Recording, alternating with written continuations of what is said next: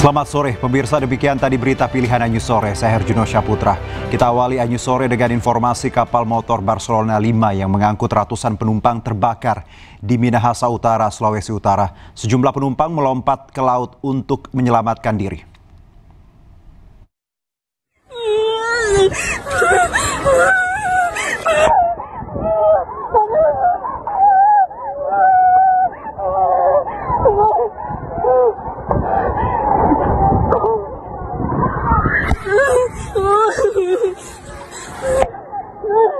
Kapal motor Barcelona 5 yang mengangkut ratusan penumpang terbakar di sekitar Pulau Talise, Minahasa Utara, Sulawesi Utara Minggu siang.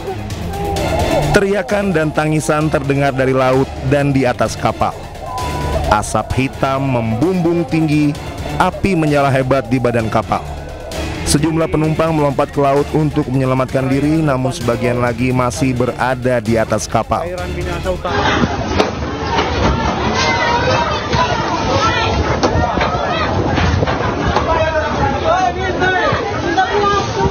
Tim SAR dan warga berusaha melakukan upaya penyelamatan. Kepala Kantor Pencarian dan Pertolongan Manado, George Leo Mercy Randang, menyampaikan pihaknya menerima laporan awal kebakaran KM Barcelona 5 sekitar pukul 14 waktu Indonesia Tengah. Itu orang ada di kenapa sana kapal terbakar, dan puji Tuhan, Ner, Tante, Abi. Saat itu juga tim segera diturunkan untuk melakukan evakuasi dan pertolongan. Selain kapal SAR, kapal-kapal milik nelayan dan warga juga berupaya melakukan penyelamatan terhadap penumpang yang sebagian melompat ke laut. Tim Liputan Anyus melaporkan. Selain kapal SAR, kapal-kapal milik nelayan dan warga juga berupaya melakukan penyelamatan. Kapal yang berada di dekat lokasi telah mendekat untuk menyelamatkan para penumpang yang sebagian terjun ke laut. Kapal motor Barcelona 5 membawa lebih dari 280 penumpang. Kapal motor Barcelona 5 terbakar saat berlayar di perairan Pulau Talise, Kecamatan Likupang Barat, Minahasa Utara, Sulawesi Utara. Kapal ini diketahui berlayar dari Kepulauan Talaut menuju Pelabuhan Manado Minggu siang sebelum terbakar. Para penumpang telah diungsikan sementara ke pulau terdekat dari lokasi kebakaran, yakni Pulau Gangga 2. Para penumpang juga dilaporkan menceburkan diri ke laut setelah kapal mengalami kebakaran.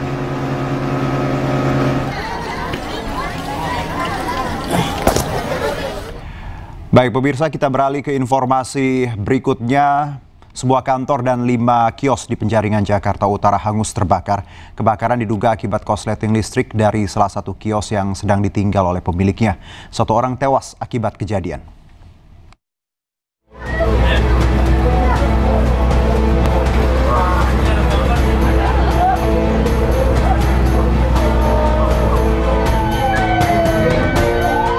Sebuah kantor dan 5 kios di Penjaringan, Jakarta Utara hangus terbakar. Kebakaran diduga akibat korsleting listrik dari salah satu kios yang sedang ditinggal pemiliknya. Karena kondisi kios terkunci, warga tidak bisa memadamkan api. Kemudian api merambat ke 4 kios serta kantor yang berada di sebelah kios yang terbakar tersebut. Akibat kebakaran ini, seorang laki-laki bernama Irwan berumur 22 tahun meninggal dunia karena terjebak di dalam kios. Setelah melakukan pemadaman, dapat informasi ada warga masih terkepung dalam api. Informasinya 2. Nah, setelah kami melakukan proses pemadaman, kita temukan 1 orang jenazah dan kita sambil cari tahu dengan pemiliknya. Itu ternyata korban hanya 1 orang, laki-laki di warung soto. Ditemukannya di kamar atau di mana? Di kamar tidur. Jadi ada 2 ruko. Yang satu itu dua lokal ya, satu adalah untuk warungnya, satu untuk istirahat. Nah, si anak sedang tidur di warung itu, di warung tempat tidurnya. Orang tuanya sedang pergi ke pasar untuk sedang berbelanja. Petugas Sudin Penanggulangan Kebakaran dan Penyelamatan Jakarta Utara mengerahkan 13 mobil damkar dan 65 personil untuk memadamkan api. Api dapat dipadamkan 1,5 jam kemudian. Setelah api berhasil dipadamkan, petugas gabungan kemudian mengevakuasi jasad korban untuk dibawa ke Rumah Sakit Polri Kramat Jati, Jakarta Timur untuk diautopsi. Tim Liputan Anyus melaporkan. 24 warga korban kebakaran di Bukit Duri, Jakarta masih mengungsi di tenda sementara milik BPBD. Warga membutuhkan bantuan makanan serta selimut dan alas untuk tidur.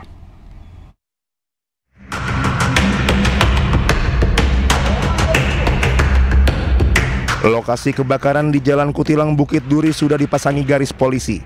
Sejumlah petugas masih berjaga di lokasi. 24 warga masih mengungsi di tenda sementara milik BPBD. Korban kebakaran beristirahat beralaskan matras dan mengandalkan bantuan dari pemerintah dan donatur untuk kebutuhan sehari-hari. Seorang korban bernama Suprihati mengaku tidak sempat menyelamatkan harta benda karena panik akibat api yang sempat membesar saat kebakaran terjadi. Ya Allah, data-data saya udah pada habis semua. Ya Allah, saya pikir ini anak nggak selamat. Ternyata alhamdulillah selamat. Saking dia ngomong mama minta tolong, mama tolong, mama tolong, saya ambil. Terus saya langsung lompat. Ini saya lempar ke genteng. Ada warga yang menangkap anak saya. Terima kasih para warga semua yang baik sama anak saya, ya Allah. Kalau nggak ketangkep saya nggak tahu gimana sih anak saya, ya Allah. Ya Ruby, saya 2 kali korban kebakaran kayak begini lagi. Saya udah nggak mau. Ini buat pelajaran buat saya juga. Warga-warga sini baik, pada baik sama anak saya, ya Allah. Yang lain-lain pada nggak bisa ketangkep.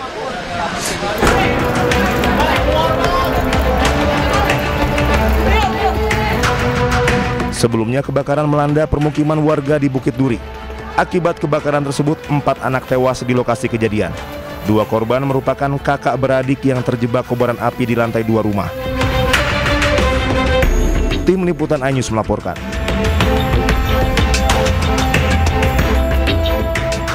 Wakil Gubernur Jakarta Rano Karno mengunjungi korban kebakaran di Bukit Duri, Tebet, Jakarta Selatan. Ia juga memberikan bantuan langsung kepada para korban.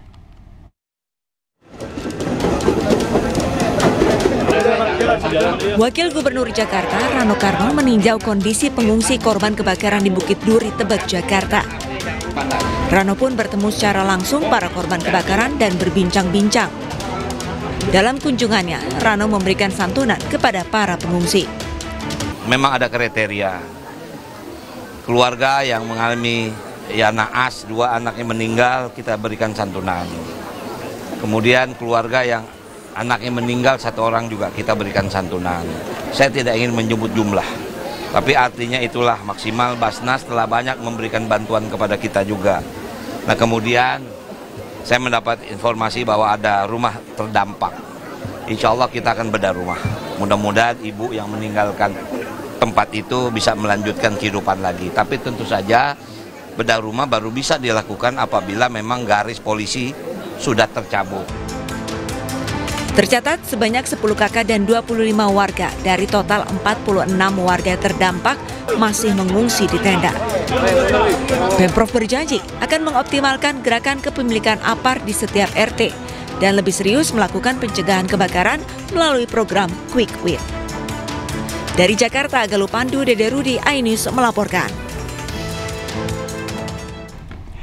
Dan untuk mengetahui informasi selengkapnya kami terhubung dengan jurnalis iNews Wenda Nura di pengungsian korban kebakaran Bukit Duri, Jakarta Selatan. Selamat sore Wenda, bagaimana update terbaru, silakan. Ya, selamat sore Juno dan juga pemirsa. Saat ini saya sedang berada di tenda evakuasi atau tempat pengungsian dari korban yang terdampak dari kebakaran yang terjadi pada hari Sabtu pagi kemarin di kawasan Bukit Duri, Tebet, Jakarta Selatan. Dan Juno dan juga pemirsa, juru kamera Ahmad Putra saat ini sedang memperlihatkan seperti inilah situasi saat ini di tenda evakuasi yang disediakan oleh BPBD DKI Jakarta.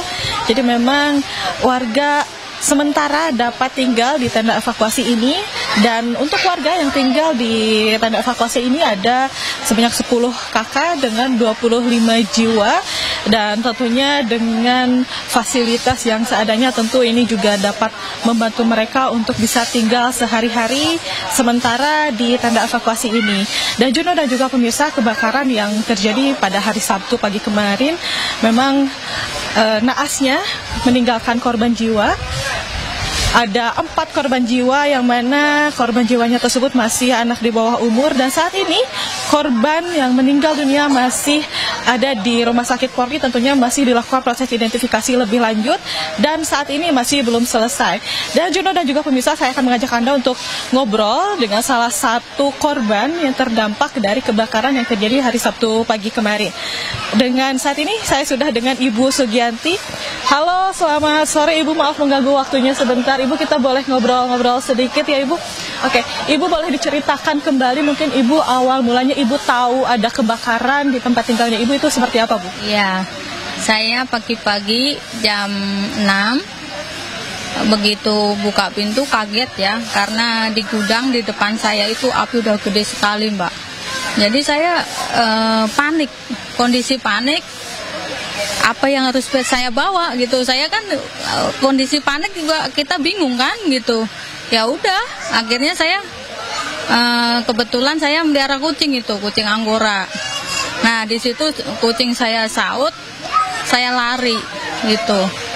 Lalu Ibu untuk barang-barang, ada barang-barang yang sempat Ibu selamatkan nggak mungkin Bu, seperti dokumen-dokumen? Nggak ada sama sekali. Saya lari cuma bawa kucing Anggora itu. Lalu Ibu sudah tinggal di tenda ini berarti sejak kemarin sore kurang lebih ya Bu ya. Lalu bagaimana Ibu suasananya tinggal di sini gitu? Ya suasananya ya baik-baik aja sih gitu, nggak ada apa, nggak ada kekurangan. Cuma kan di sini kita butuh apa namanya kayak macam bantal gitu ya. Itu kalau nggak ada bantalnya juga kan nggak enak, selimut kayak gitu. Kayaknya belum ada di situ itu. Baik Ibu, jadi masih membutuhkan bantuan lainnya seperti bantal dan selimut ya Bu ya. Lalu untuk logistik lainnya Ibu mungkin seperti makanan ataupun pakaian seperti apa Bu? Makanan cukup, ya mungkin pakaian. Kalau pakaian kayaknya kurang gitu. Karena kita emang sama sekali nggak bawa pakaian apa-apa, yang cuma yang kita pakai aja itu. Baik Ibu, yang sudah datang dari bantuan ini kiranya dari mana aja sih Bu yang Ibu ketahui gitu? Ini dari Pak Camat, dari Basarnas ya kayaknya kalau nggak salah. Iya itu. Baik Ibu, ini kan tadi Pak Wakil Gubernur sudah sempat kunjungan juga ke sini ya Bu ya, dan mengatakan akan diadakan bedah rumah gitu dalam waktu cepat. Nah harapan Ibu seperti apa Bu? Ya kalau saya kan istilah kata saya kan di sini pendatang ya Mbak. Nggak begitu mengharap sekali ya kalau masalah bedah rumah gitu. Tapi kalau bagi yang kayak yang punya rumah emang kan kehilangan sekali kan, karena dia juga kan butuh pemasukan dana kan gitu setelah kebakaran ini kan gitu. Tapi kan kita juga ngelihat kan gitu, karena kita juga karena kasihan ngelihat orang-orang sebagai korban kayak gitu kan. Saya juga ngelihatnya juga nggak tega gitu, kayak gimana itu. Kejadiannya cepat sekali Mbak itu. Baik Ibu, terima kasih atas informasi dan waktunya. Saya juga turut berduka atas musibah yang dialaminya. Semoga secepatnya bisa pulih kembali ya Ibu ya. Terima kasih Ibu, selamat sore.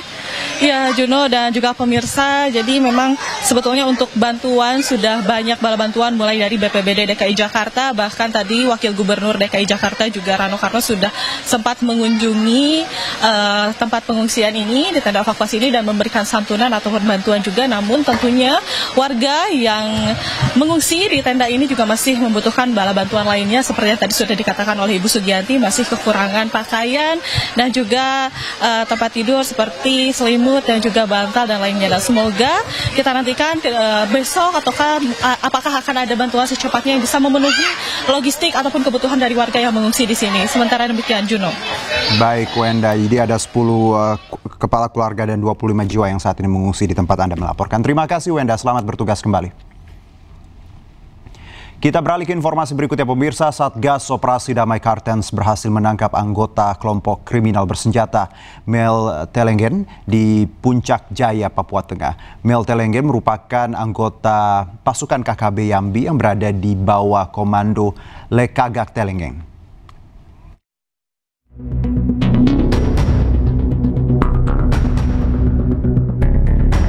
Personel Satgas Operasi Damai Kartens berhasil menangkap Male Telenggen, anggota kelompok kriminal bersenjata di wilayah Puncak Jaya, Papua Tengah. Male Telenggen merupakan anggota pasukan KKB Yambi yang berada di bawah komando Lekagak Telenggen. Penangkapan dilakukan di sebuah honai di Kampung Wuyuneri pada Sabtu sore waktu Indonesia Timur. Sebelumnya keberadaan Male Telenggen telah terdeteksi melalui observasi udara. Dalam penangkapan ini aparat turut menyita sejumlah barang bukti. Saat ini pelaku telah dibawa ke Polres Puncak Jaya untuk proses hukum lebih lanjut. Male Telenggen diketahui terlibat dalam 2 tindak pidana pembunuhan. Yang pertama terhadap Serka Jeffrey pada 15 Agustus 2024 di Sport Center Kampung Wuyuneri, dan yang kedua terhadap warga sipil yang bernama Edi Hermanto di Pasar Sentral Mulia pada tanggal 12 Juli 2025. Dalam kasus terakhir, ia berperan sebagai pengemudi sepeda motor yang mengantar pelaku penembakan. Tim Satgas Operasi Damai Kartens masih terus melakukan pengembangan khususnya terkait keberadaan senjata api yang masih dikuasai kelompok Male Telenggen dan jaringan KKB lainnya. Dari Jayapura, Papua, Freddy Nuboba, iNews melaporkan.